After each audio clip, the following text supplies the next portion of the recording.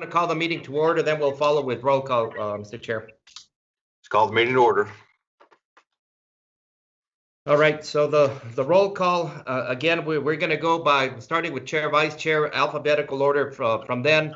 So please be ready to unmute your microphones and respond. We need to hear from you. All right, so Chair Margot. Here. Vice Chair Lino Ortega. Present. Mayor Antonio Araujo. Mayor Araujo. Okay, State Rep Cesar Blanco. Present. Senator Joseph Cervantes. Okay, Trent Doolittle. Present. Representative Art Fierro. Representative Fierro. Okay, Representative Mary Gonzalez. Present. Thank you. City Manager Tommy Gonzalez. Present. Yvette Hernandez.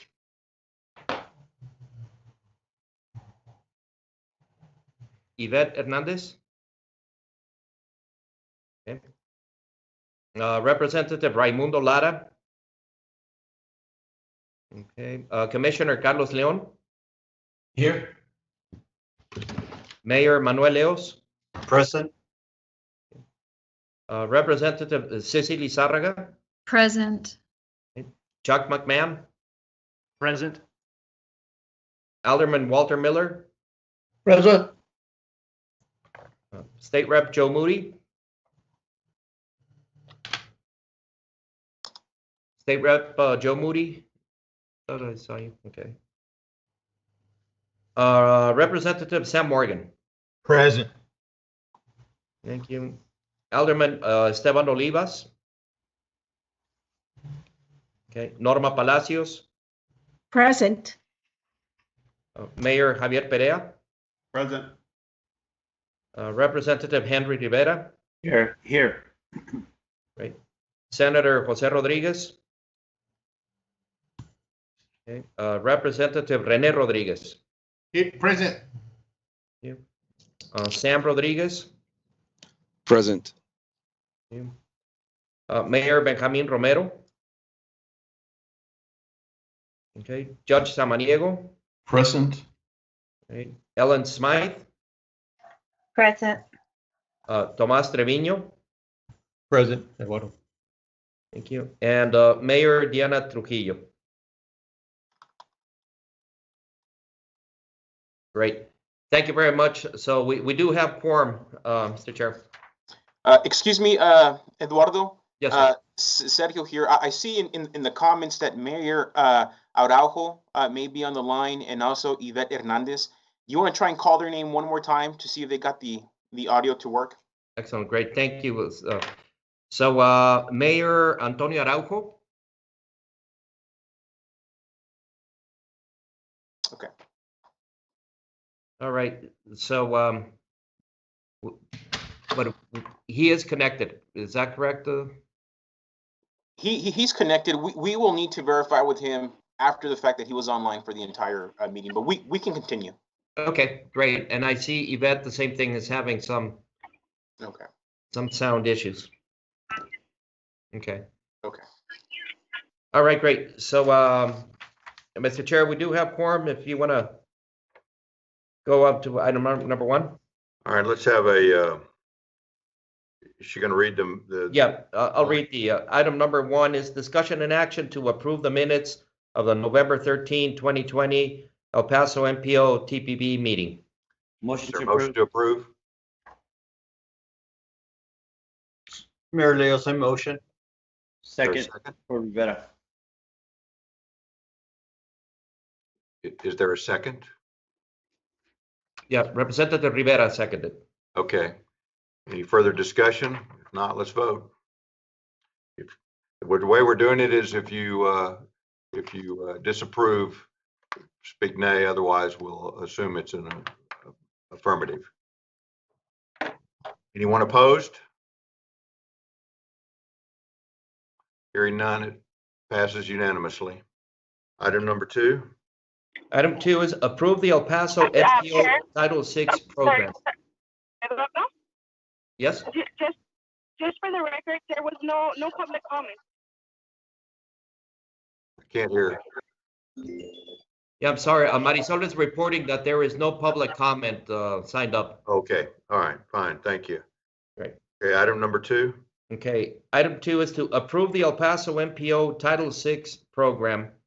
And this will be presented by the MPO with Gabby Lopez. Is there a motion to approve? Motion to approve, Rivera. Second? Is there a second? Second, Lizarraga. Okay, let's have a presentation. Good morning, Gabriela Lopez with the El Paso MPO. So just to remind everybody, as we are recipients of Department of Transportation funds, which are the federal funds that we use to run our programs, we need to demonstrate compliance with Title VI of the Civil Rights Act, which ensures that no person on the grounds of race, color, or national origin be discriminated in any of our programs and activities. And in order to demonstrate that compliance, we do so by submitting our Title VI program every 3 years. So the last time that we submitted our Title VI program, which was in February of this year, 2020, we did receive a letter from FDA letting us know that there was some pending information or some updates that needed to be done to the Title VI before it would be deemed compliant. So the first thing that needed to change is this is the first time that we have taken it to the policy board for approval, and that's something that we need to start doing from now on. So every 3 years that we update our Title VI program, it needs to include a resolution that it was approved by the policy board. The other major updates were minor language changes and making sure that our website was accessible and easy for the public to find every information related to Title VI, which includes the compliant form and also the process that we use internally to review and work through those complaints that we received regarding Title VI discrimination. Another one was how we monitor and ensure that there's compliance on our FDA 5310 subrecipients.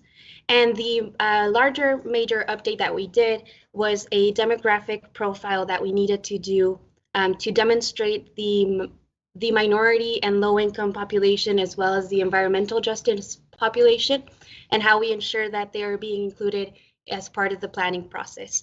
So those are the major updates that we did to the Title VI program. In your backup, there's a link for the draft. So if you want to review it, it's available for you all. So I don't know if you have any questions. We did have a presentation from Sonia from the MPO, which is going to be to explain the demographic profile analysis that we did. Are you doing that now? Yes, sir. Okay, continue. Yes, good morning. This is Sonia Perez, Transportation Planner for the El Paso MPO. As Gabby mentions, the demographic profile is Appendix 9 of the Title VI document. It is an analysis to identify and address the environmental justice population. And if you want to scroll down to the Appendix 9.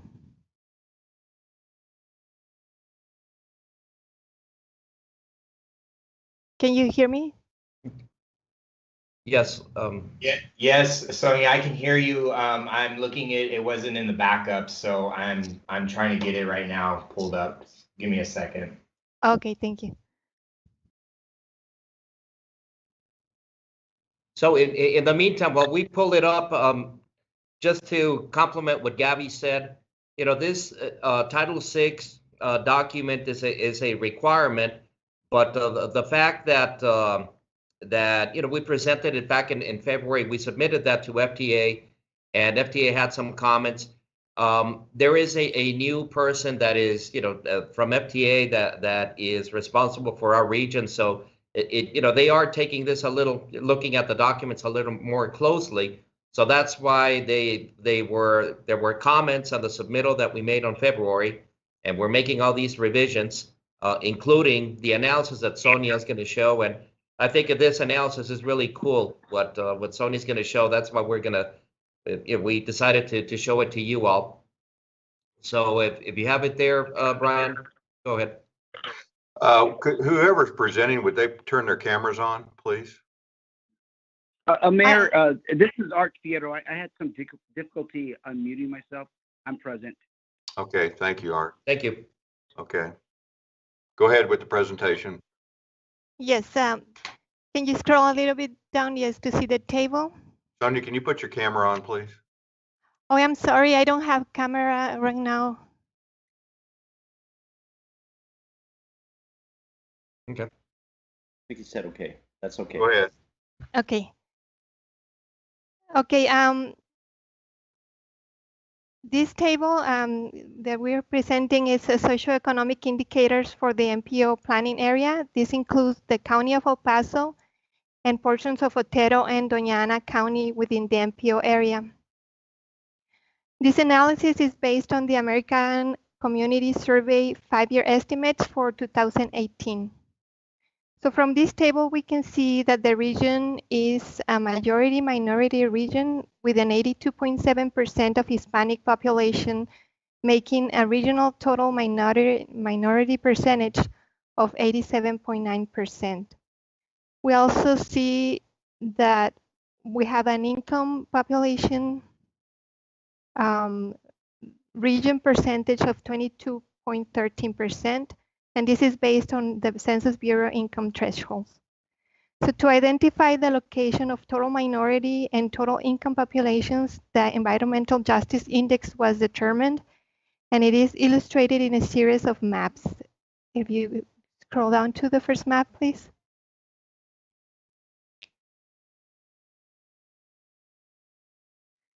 So this is the, oh, and I forgot to mention the EJ index is a method that has been used by other MPOs, including the Dallas-Fort Worth, the NCT COG, and it is an accepted method by FTA. So that's why we're following on this methodology.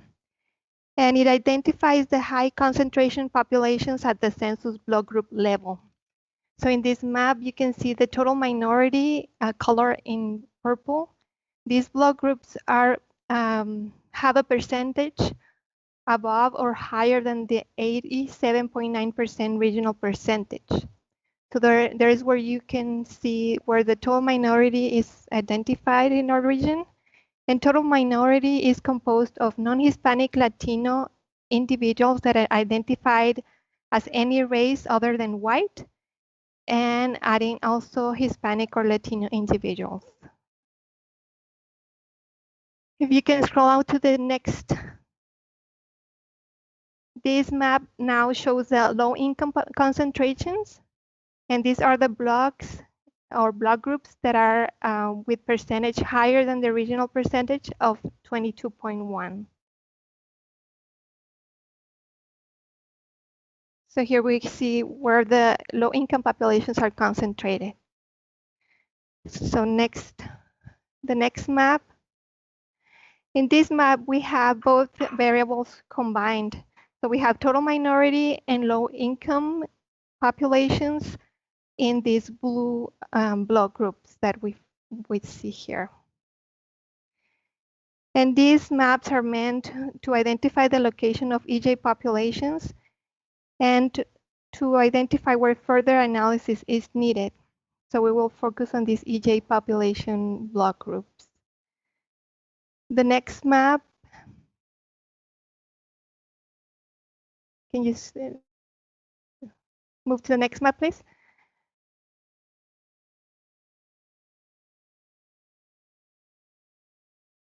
Brian. So yeah, I already moved to 2 different maps. Oh, I couldn't see. I'm sorry. If you can put on the map with green, yeah, that one. I didn't see it on my screen. That map, it's a combination of the 3 previous maps. It shows in yellow just low income block groups. In blue, you can see the total minority block groups, only total minority. And in green, it's what we had in the previous one in blue. It shows the 2 variables, low income and total minority. This map is just so you can see all 3 combined, and you can see where low income it's identified, but it wasn't identified as an EJ block group because it wasn't including total minority, or the other way around, where it's only total minority on the blue blocks. And then the final map will just show the EJ block group in blue. And also we're showing the existing transit facilities. And this will be an analysis that will be developed under RMS 2050 MTP to assess the mobility needs of the underserved populations. And this is all I have. If you have any questions. Are there any questions? So Mayor, at the end of the day, the real objective of all this analysis is precisely what is shown in this map. Once you identify the EJ, the environmental justice sensitive populations, then the objective is to show that the transit services are offered, or the need to do that. So that's part of the Title VI analysis. But I guess of all the comments and minor revisions that we needed to make to the document we submitted in February, this is obviously the most significant, and we wanted to make sure that the board was aware of this. So that's all we have as far as presentation, Mr. Chair. Any questions? Hearing none, we'll take a vote. Anyone opposed? Please say. Hearing Chair. none. Chair. Yeah. I have a question. I was muted. Sorry about that. Go ahead. I have a question. I understand that it's 87.9% of the population is minority, but if we're talking about poverty levels, I didn't see in none of the slides what is the percentage of people in low income, because all it says is that they're just highlighted, but it doesn't say any percentages of what's the population, what's the percentage of low income. I'm sorry, the regional percentage for low incomes is 22.3, and it is shown in the map also, but you can see it here in the table. I'm okay, sorry. It was on the table, not on the map. That's what I was saying. It is on both. Really? I didn't see it. Yeah, it might be in very there small, it is. very small letters. Okay, that's what I was looking at. I mean, that's what I was trying to look at. Thank you. You're welcome. Any other questions? If not, let's go ahead and vote. Anyone opposed? Passes unanimously. Let's go to item number 3. All right. Items 3 to 5 are discussion and action to provide recommendations from the Transportation Project Advisory Committee. I'll read number 3. All 3, 4, and 5 will be presented by TPAC Chair. So let me start with item number 3, which is to approve prioritized list of projects for the Transportation Alternative Set Aside TASA program for the fiscal years 2023-2024 project call. Do you want to approve all 3 together, or do you want to approve them separately? I think we should do it separately. Okay, then is there a motion to approve number 3? Make a motion to approve number 3, item number 3. Representative Rodriguez. Representative Ortega, second. Okay, let's go with your presentation. Thank you. Greg McNichol from the chair from the TPAC. On this particular item, we had the TPAC ad hoc committee was created. It met on November the 10th. There were 7 total projects that they reviewed, 4 in 2023, 3 in 2024. On what you have on the screen right now is how those scores came out. In 2023, it was the Paso del Norte Trail McGoffin Shared Use Path that scored the highest. And that's our recommendation for y'all's approval. And then in 2024, it's the City of El Paso Playa Drain Shared Use Path, Padilla to Zaragoza, that we're recommending. And we're ready for questions, sir. Are there any questions? Okay, not hearing any questions. Let's vote. Anyone opposed? Hearing none, it passes unanimously. Let's go to item number 4. Item 4 is approve the prioritized list of projects. Again, item 4, approve prioritized list of projects for the Federal Transit Administration 5310 program from the fiscal year 2021 project call.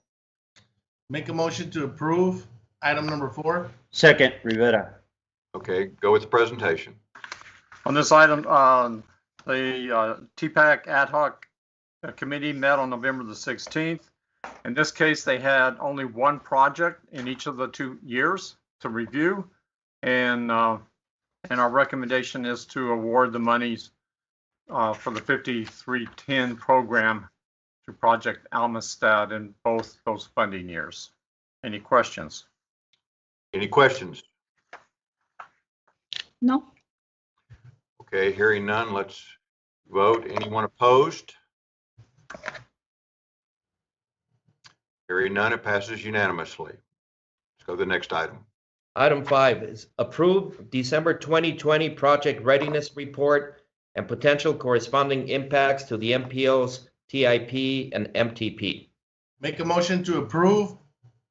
This is Representative Rodriguez. Second, Palacios. I have a motion and a second. Let's go with the presentation. Yeah, begin with this by stating that none of the projects that are being presented to you today have the red status, okay, or that are in a high alert. So that's a really good sign. Just to remind everybody too that purple projects are a part of the RMS 2020. And let's go to a couple of projects quickly. If you go to, I think it's on page 5 of the PDF. I'm going to point out only the projects that have some kind of alert. There we go. Thank you. And on this one, it's the FM 1905 reconstruction roadway project. This has a medium alert on it.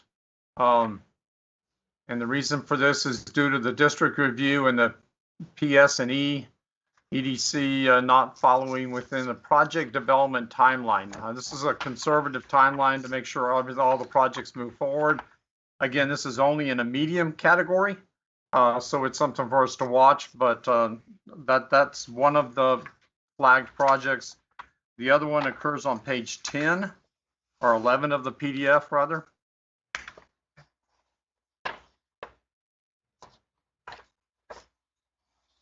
Thank you. In this case, it's the Passmore Road shared use path from Franklin Canal to Passmore Road Upper Clint lateral. And in this case, it is getting a low alert due to district review being only 1 month prior to the let date. And those are the only 2 projects with any kind of alert on them. So these are now, this readiness report is recommended to you for approval. Are there any questions? No. I have a question, Representative Ortega. What action is taken as a result of the alerts that are being attached to the project? The MPO staff works with the agencies involved in these, and we either try to correct it or make sure the agency is aware of that concern, like the one here on the 1 month review. And I know in this case, they are working with the sponsor, TxDOT, correct? Correct. Right, on this one to make sure that they're ready to process that in a timely fashion so it stays on track. Right. Yeah, if I could add to that, this is Eduardo. The whole intent of this readiness report really is to identify, be proactive and try to identify any potential issues that a project may have or may be facing ahead of time. So that, if there is a medium or a low alert in this case, we know that we're very aware, and TxDOT, who's the sponsor of this project, is very aware of what it is. But, it helps us just monitor and make sure that projects stay on schedule. But again, we try to do it in a proactive way so that when we identify these alerts, there is plenty of time to address that concern, fix it, and keep the project on time, on schedule. Thank you. Chair, And I'll share with y'all real quickly, if I may, that when this report was presented to the TPAC, there was actually other alerts, but we were able to address them in the course of that meeting, so that by the time you're seeing this one, we're down to just two alerts that were left. Yes. Renee? Thank you. Eduardo, we had this at the TPAC last week. So I know that my staff is coordinating. I don't like it that it's in yellow. It should be green all the time. But I know I like this because it keeps us on our toes and keeps our projects on time. And we're working on that. Great.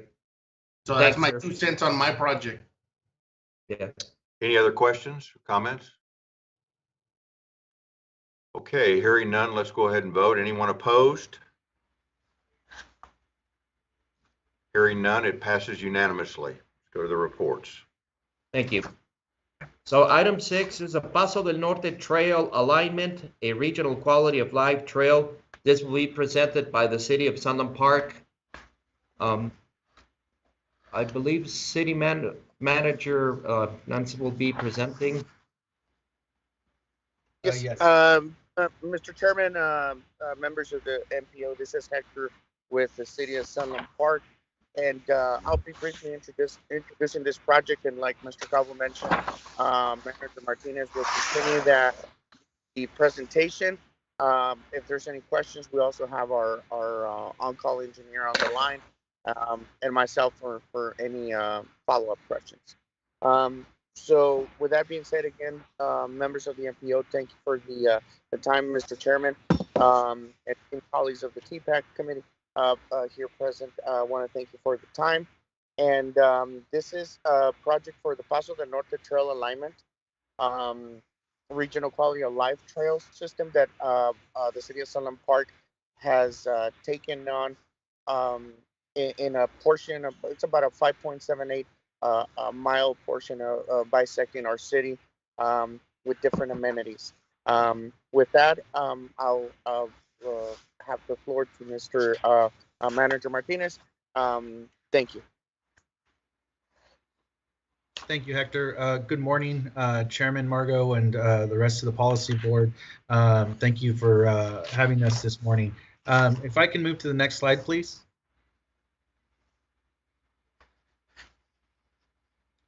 In front of you, as Hector mentioned, you see a 5.78 mile trail starting roughly at the Racetrack Drive exit off of Donovan, going all the way through, bisecting the City of Sunland Park, and ending at Country Club Road, where the current Paso del Norte Trail actually exists and continues forward. The presentation will show how our connection will look, present some costs as what we're looking towards, as well as demonstrate some different renderings of what we're looking at for moving forward. We want to show this trail not just as a connection piece, but as a multimodal approach to bisecting our community, as well as an economic development piece for further developing Sunland Park as we move forward.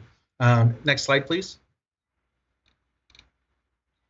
Just a quick rendering of what we foresee the trail looking like. You'll notice the oxbone tail-like lakes on the edges, assisting with further economic development and holding off of water as we move forward when there's no water within the river, but allowing residents and those users of the trail as they move from the El Paso region into the Sunland Park region and back into El Paso, the ability to do other types of recreational activities as well. Next slide, please. Again, just another quick rendering of what that looks like. You'll notice the levee trail onto the far left, bordering the river and then having those lakes on the side. Next slide, please.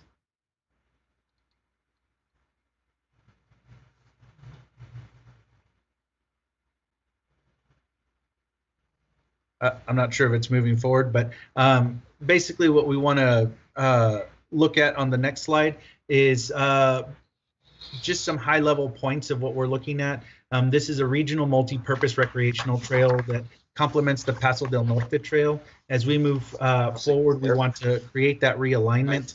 That realignment is obviously for Texas and New Mexico trails as well through cross-state regional and recreational training, hiking, biking, as well as horseback riding.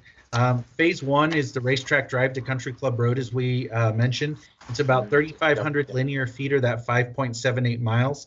The design elements focus specifically on raising awareness, natural habitats, rich history, landscapes, vibrant communities, as well as the trail contributions for cultural environmental awareness.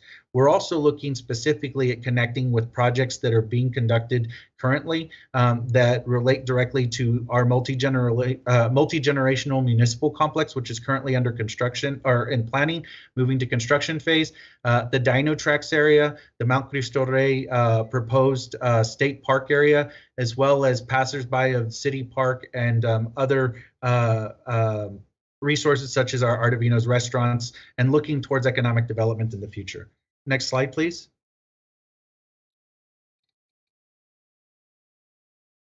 This is just a quick implementation trail schedule of where we're looking at. We've already started moving. We've reached out and actually received funding on the amount of $50,000 for a feasibility study.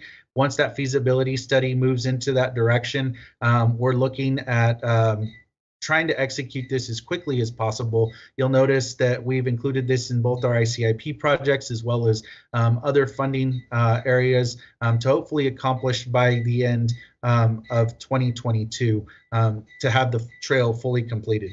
Next slide, please. Just a brief idea on where our strategy is looking at. We will look at applying for NMFA planning grant funding as well to assist in the current funds that we already have. We'll be looking at FHWA and recreational trails programs. We've already been in contact with other granting agencies about utilizing funds to move forward on this trail complex. We'll also be considering evaluating a quality of life or general obligation fund bonds. We currently have an agency looking at us at this point for bonding availability and capacity. We'll also be looking at having a master plan trail by council being adopted that includes both bicycle and pedestrian trails that would connect back to this plan. The other item we'd like to do is assess development of ordinances that assist with open space impact fees, TIDs, PIDs, that'll help build the infrastructure related to these areas as well. Next slide, please. From a cost perspective, we have two options that we're looking at, and those are both including a 12-foot wide path that we would want to construct. The initial item is the most expensive at about $2.8 million, and that's a 2-inch hot mix asphalt trail that would run alongside the river. The second, which is at less cost to us, is roughly a 12-foot wide double penetration chip seal trail, which would cost us about $1.9 million. So as we move forward in our planning and approach, we'll look at those costs carefully, as well as look at the increased cost for the landscaping structures, as well as other items and crossings that we'd have to incorporate moving forward. Next slide, please. This is a current rendering of our sports park. The sports park in general is where the cursor's at. The blue item is actually where the location of our multiplex generation building is being constructed or will be constructed. Also being constructed in the brown area is a splash park that's finalizing design and that will continue into construction as well. You'll also see some baseball fields in the background.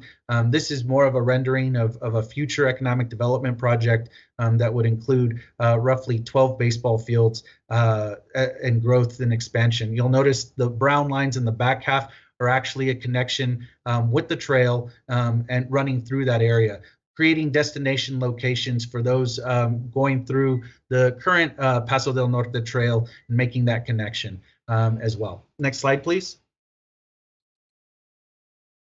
Just a quick rendering of the splash pad, and you can move to the next slide as well, please.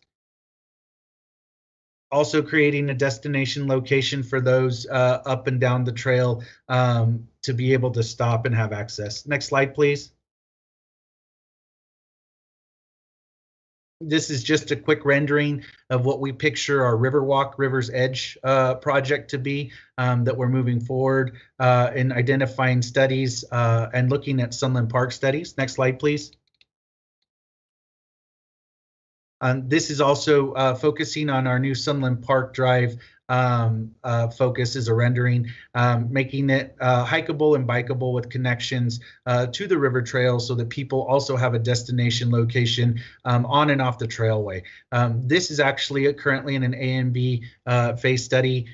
We've started to identify what the possibilities are for the development of Sunland Park Drive as we look at it as our entrance corridor to the community, as well as access for the river trail for those individuals to have that destination location.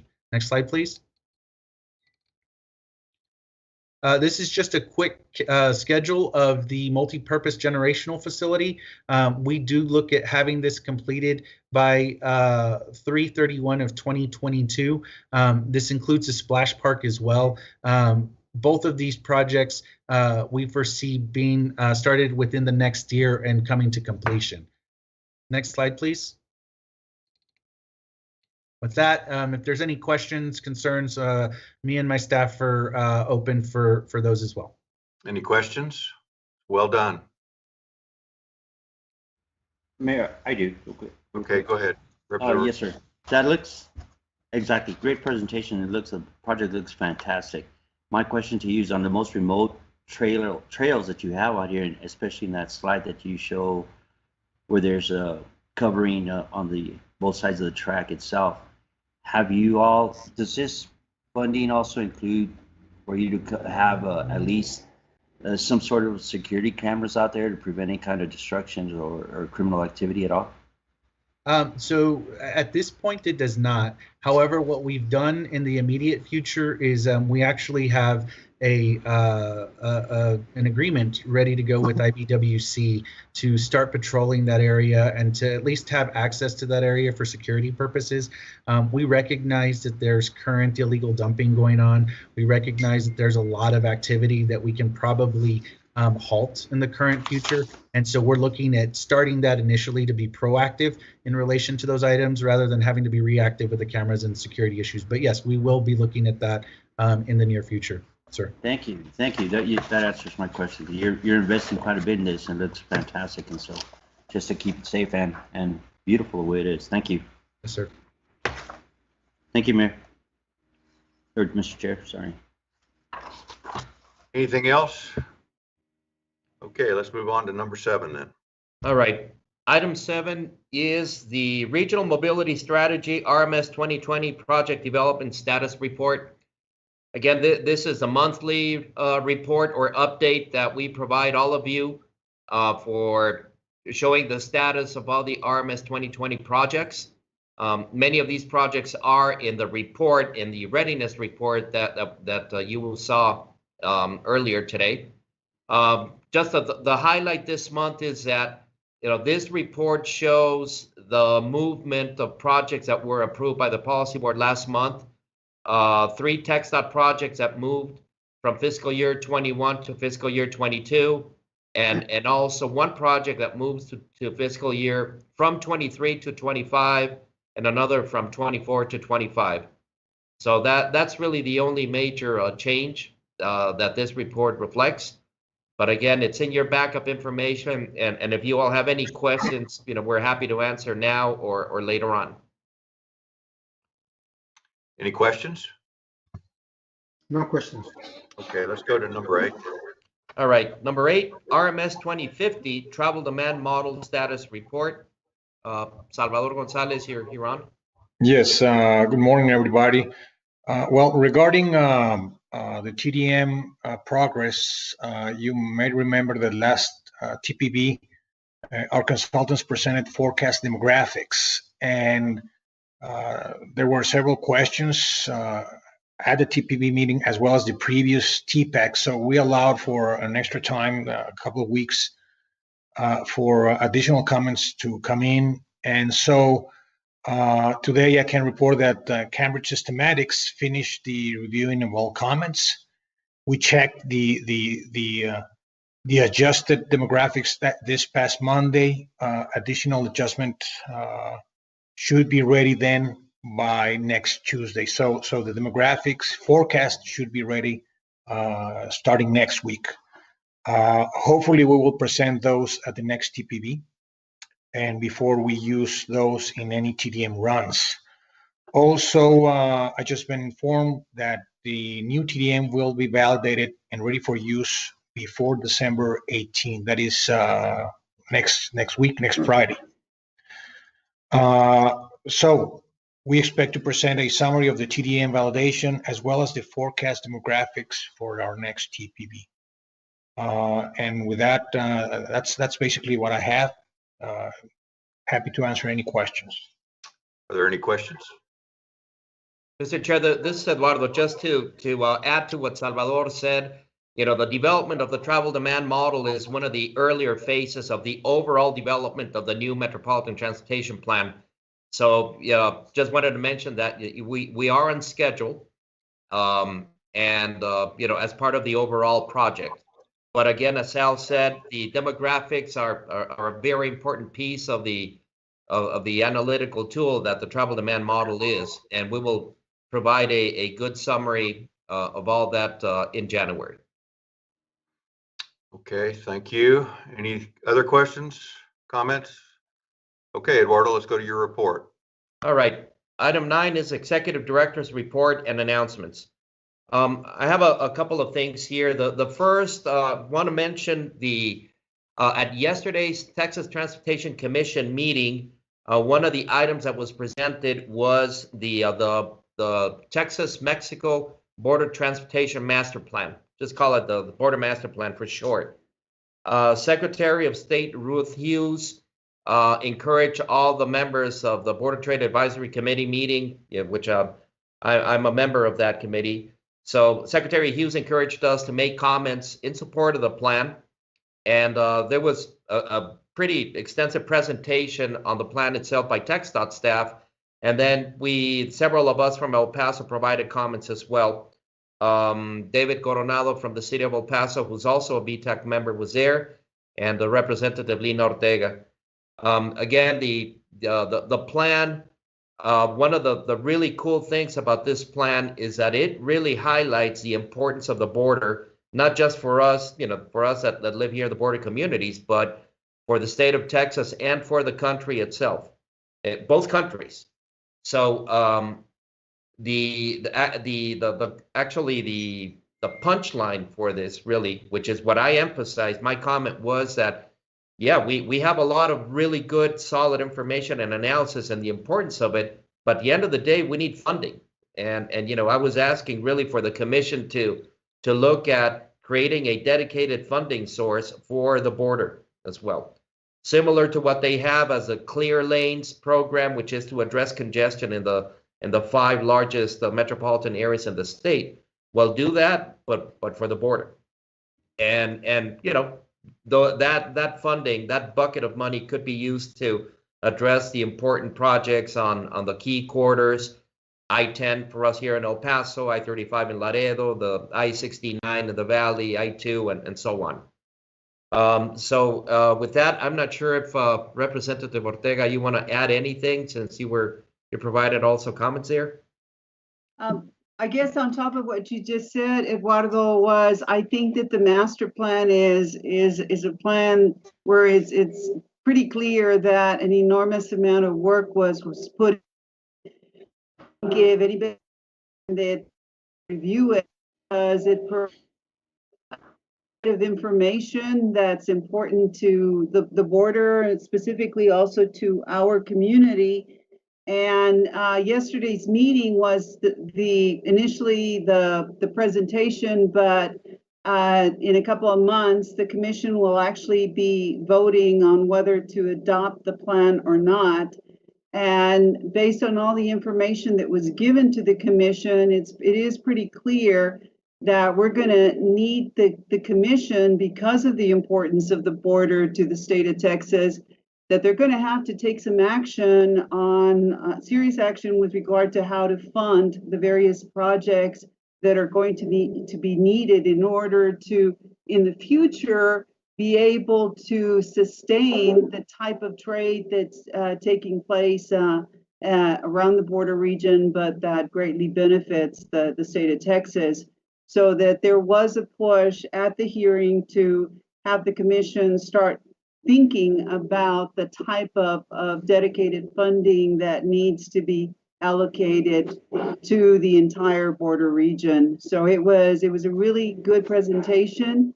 And maybe if any of you have any interest, I'm sure Eduardo would provide that border master plan to look at the summary of it, because the actual report is like about, oh, if I recall correctly, 526 pages or so. So it's a very extensive report. Right.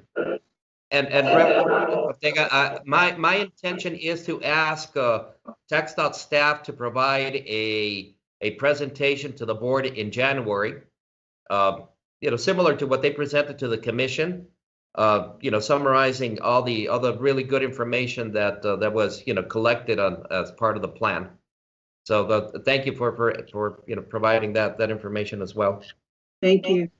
Mr. Chair, if it's okay, I see David Coronado raising his hand. David. Go ahead, David. Good morning, Eduardo. Good morning, Mayor and board members. Yeah, so like Eduardo said, he gave a really good intro. My comments yesterday with the commission were essentially to highlight and showcase the efforts that we've taken here in El Paso with our committee, with the stakeholders in Juarez and El Paso. Over the last several months, we've been working with Eduardo, with Eddie Baltier, with Blanca Serrano, our TxDOT, with everybody in Juarez to make sure that our projects are on the plan and they're reflected correctly. There's been a lot of back and forth with the consultants to make sure that we do have an accurate reflection of our needs in El Paso and Juarez. And I believe we provided them with more than 300 projects already that show the needs for Santa Teresa, El Paso, the entire county, and then Juarez as well. And so, my comments yesterday with the commission is the fact that El Paso and Juarez are well positioned to pursue these funding sources if and when they are made available for work communities only. We have the stakeholders in place. We have the buy-in from CBP, from Aduana. And so essentially, like everybody's, Ms. Ortega and Eduardo have mentioned, the funding is the issue, right? We have all these projects and all these needs. We just need support. And so, yeah, so just wanted to say that out, say that for the board. We're continuing to work with TxDOT, with our committee, and with BTAC. And so we'll keep you posted with the progress, and hopefully we can get this completed in the next few weeks. Thank you. And Mayor, just to add to that, the presentation was made yesterday to the Texas Transportation Commission, but clearly there are other audiences that we need to reach out, at the federal level, whether it's for funding or indirectly funding. But if, for example, talking about CBP and making sure that CBP is putting sufficient agents to keep all the booths open, something as simple as that. But it is a dynamic process, and depending on who the audiences is, we will be asking TPV members to help us in communicate that message and show a loud voice for El Paso as well. Yesterday, it was felt more as the border as a block, as all of us talking about the border in general. But at the end of the day, projects are going to be competing against each other. So as I've mentioned it many times, we have to be there also making a good case for our projects here in El Paso. So we'll continue working with board members and others to help us communicate that and get some funding for our projects. Tommy Gonzalez has a question.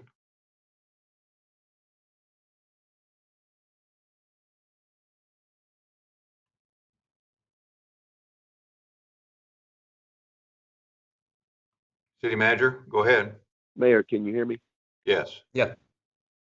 Yeah, the only thing I was going to say is there was a comment made that we have a lot of projects. 5 years ago, we had no projects. We didn't have a plan. We didn't identify this border master plan and have all the projects lined up. And that's a huge step in the right direction. Obviously, we all have to speak with one voice, work towards those funds that we talked about, form a coalition, not only within El Paso, but the entire area up and down I-10, along with maybe a coalition with all the border communities. But again, we did not have a list of projects or a plan 5 years ago. We do now. And I think that's a huge move, a huge step in the right direction.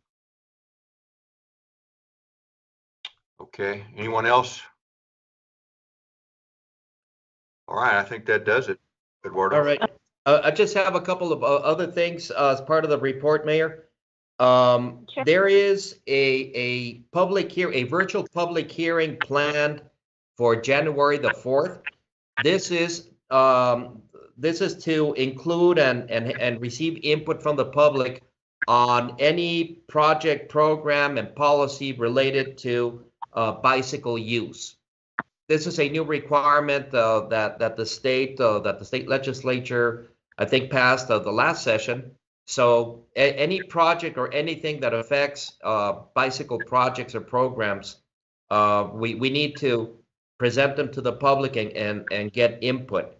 So that hearing is scheduled for January the 4th at 5 p.m. It's still a virtual public hearing. And there was a notice that started circulating, I believe, yesterday. So we'll make sure that we send it to all TPB and TPAC members. With that, I don't know if anybody from TxDOT wants to add to that, please. Oh, okay. All right. So again, we'll circulate that notice. Okay. One more thing. Now that, of course, we're approaching the holiday season, the MPO office will remain open. People are going to be taking time off and all that, but just to let you know that the MPO office will be open. So anything that comes up, feel free to contact me or contact the staff, and we'll take care of that. And I think that's it from my end. Just want to wish everybody a safe and a wonderful holiday season. And we'll see you back in January at the TPAC meeting and the TPB meeting. So that's all I have, Mr. Chair. Okay. Anything else from anybody? Eduardo, just want to thank you. I think you've done an amazing job of not only with us here, but just being in connectivity, you and your team.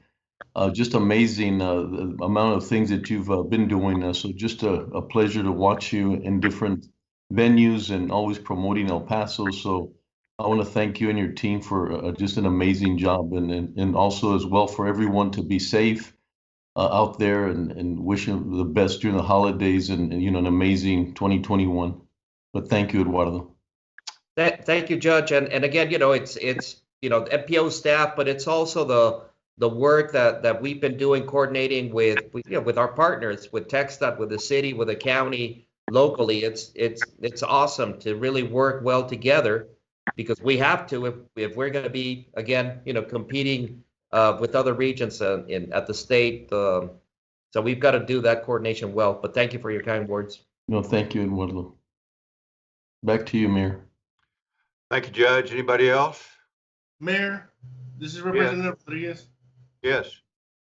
I just have some words to say to all of you guys. It's been a pleasure working alongside you. I know that sometimes there's heated conversations because we want all of our projects before any of us. So I just want to say thank you. It's been a pleasure. This is my last meeting with you guys. I just want to wish you a Merry Christmas and a Happy New Year. I wish you guys the best. Move the MPO forward against the other regions, because we do need our projects to move forward. I know that we have to work together in order to achieve that, because that's our goals. I know that Eduardo Calvo is very good at that we want our region to prosper. And I just want to say thank you guys. Thank you guys for allowing me to be here and and get my projects done. I'm gonna take a break and hopefully see you soon. So I just want to say thank you, guys. Thank you, Well, Rodriguez. we're gonna miss your passion and candidness, Representative. Too candid. That's the way to go. Thank you very much for everything, Rep. Rodriguez. Thank you. Yeah. Thank you, guys. Timid has never been part of your name. Yeah, that's not his nickname. Which is good. Anyone else? I also want to say thank you to Rep. Rodriguez. I've enjoyed serving with you, and hopefully we will see you again in the future.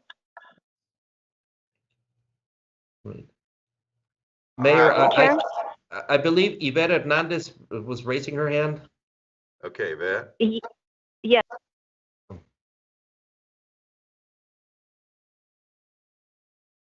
Can't hear you, Yvette.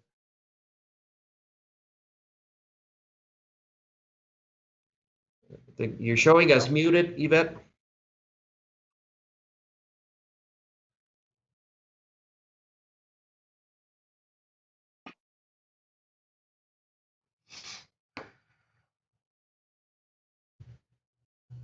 I think we.